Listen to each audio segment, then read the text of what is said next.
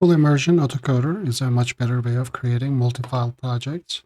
The benefit of this over the chat-based autocoders is that we can leave instructions right within the code itself. We have this instruction.txt to get it going.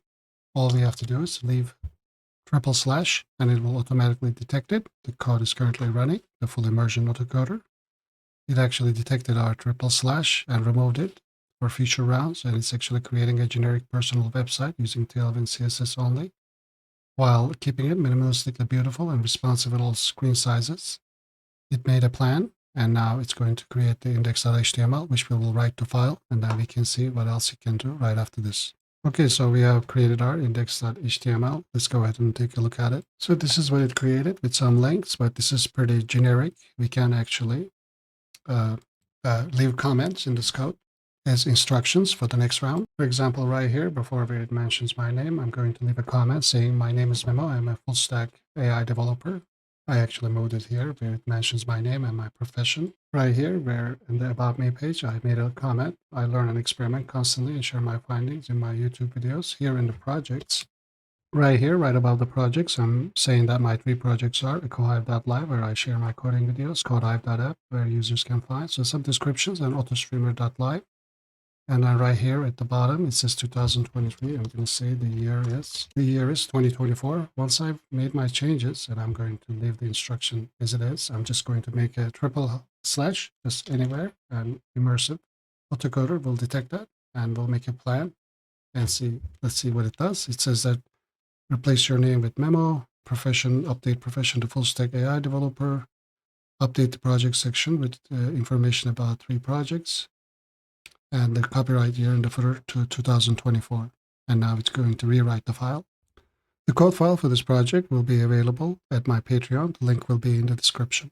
Okay, it had made the necessary changes. Let's go ahead and review it. And we can see that it had changed my name to Full Stack AI Developer, About Me.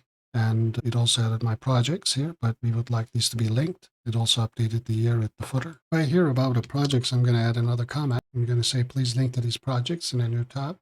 I will also add into instructions.txt. Please add active links to my projects. Also, please add a section of admired figures with links to Alan Turing, Ramanujan, and Ada Lovelace with their own HTML files. I can go ahead and put triple hashtags here. It'll detect it from anywhere within the project folder. Now we should make a new plan. We've also added, please link to these projects in a new tab here in the HTML file. So now it's going to link to projects mentioned in a new tab. Add new sections and admire figures for these 3 figures that we have mentioned, their own HTML files. Let's see what happens. While it's writing the code for us, I'd like to mention that if you're enjoying my videos, you can find all 280 plus projects that I worked on at my website. These link to the YouTube videos anyway. It is a real-time search search bar here as well. And if you like to become a patron, you can quickly download the code files for any of the projects. The benefit of becoming a patron is that you can stay ahead of the game by downloading my full projects and quickly modify them for your own purposes. This is all I do every day, and I pour in the time so that you don't have to. So coming back to our project, as we can see, we have our new HTML files along with the updated index.html. Let's go ahead and take a look at it. We can see that it had added links to my websites for EcoHive, CodeHive, and for AutoStreamer, which opens in new tabs.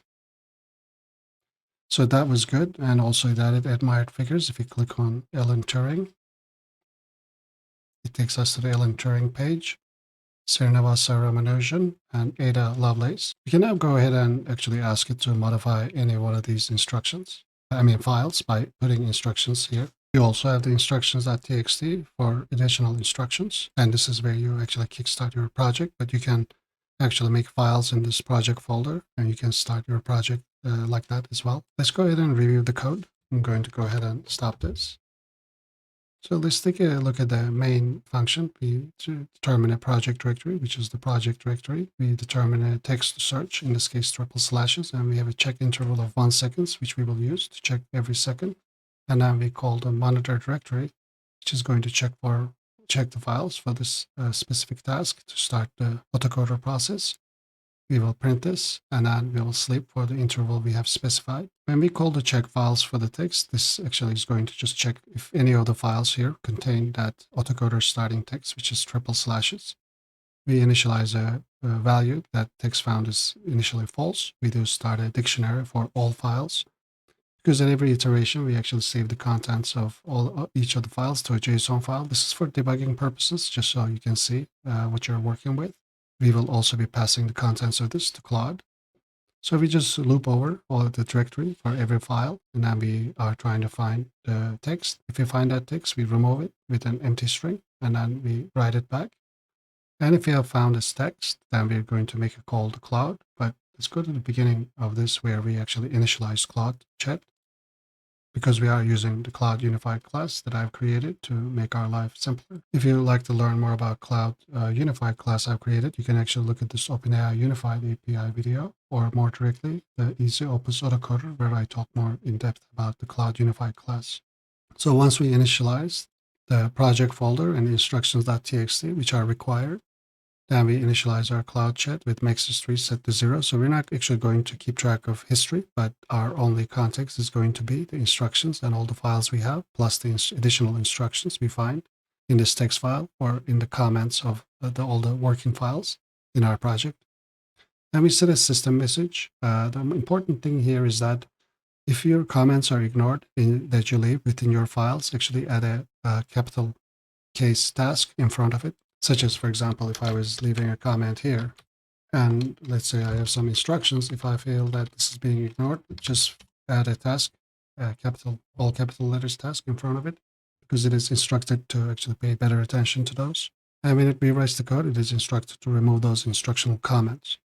Anyway, so within the check files for text, when we find a text that kickstarts the autocoding process, then we actually put the entire dictionary to Cloud's context. Say that to return the code for all these files based on instructions and comments, which start with the word task that the user left. Another important thing is that we are instructing the Cloud to return the code files in between these tags. So I originally was using just the file name, but there were some errors and mistakes that the Cloud would make. So that's why I'm actually instructing it to return the file, capital letter file in front of the file name, so we can better extract it. So it is instructed not to return anything for instructions.txt. It is instructed to come up with a plan ahead of turning the code, and this underscore and the dot was necessary because it was making some mistakes for multi-word file names. So once the Claude returns its responses, and it is in the response, we check for this file underscore, and then those are going to be our file names, and then we loop over those file names and find a pattern and match the pattern, and we extract the content from in between. We create a file path where we can save these new code files. And then we check if that was in our existing files anyway. Then we update the content. Otherwise, we create a new file. And then we add that new file's contents to our dictionary so that our dictionary stays updated as well. And then we open the allfiles.json and dump it there. So this is pretty much how it works. It's a pretty simple implementation, but it works like magic, really. Like I said, the code files for this is going to be available on my Patreon. The only requirements is term color for colorful printing to terminal, and Anthropic, which the Cloud Unified depends on. I hope you enjoyed this. Let me know what you think, either in the comments or at our Discord server. See you in the next video.